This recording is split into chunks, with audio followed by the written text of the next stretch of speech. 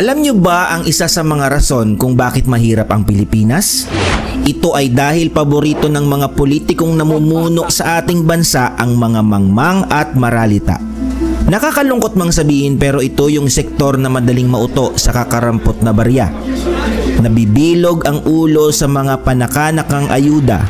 Akala kasi ng mga pobre may utang na loob sila sa mga buwayang nakakorbata.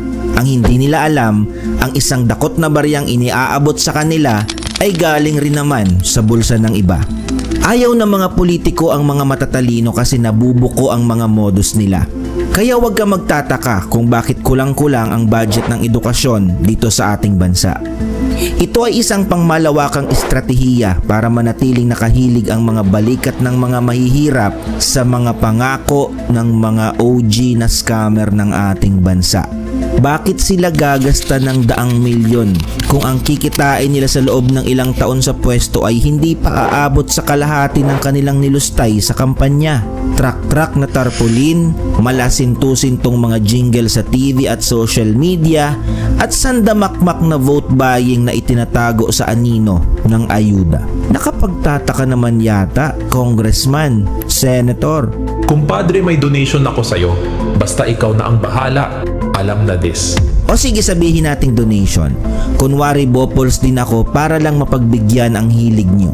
Ang tanong, bakit may mga negosyante at mga shady characters na willing mag-donate sa inyo ng milyon-milyon? Dahil wala lang ba silang magawa sa pera? O baka naman may hihingiin na pabor kapag kayo ay nakaupo na? Uy, galawang mandarambong yan ah. Mga kababayan, huwag kayo hingi ng pera sa mga politiko kasi inuudyukan nyo lang sila para mas lalong isabuhay ang characters ni Lupin at Robin Hood. Feeling tuloy nila superhero sila. At huwag kayo tanggap ng ayuda tapos tatanawin yung utang na loob sa kanila. Gumising na tayo sa katotohanan. Huwag magpapalin lang. Panahon na upang umahon tayo sa kumunoy ng pagiging alipin ng mga kawatan. Magtrabaho, dumiskarte ng matindi kasi kapag hingi kayo ng ayuda at tanggap ng sobre na may lamang agila sa mga magnanakaw, ano ang tawag sa inyo? Alam ko na. Di ka sabuat.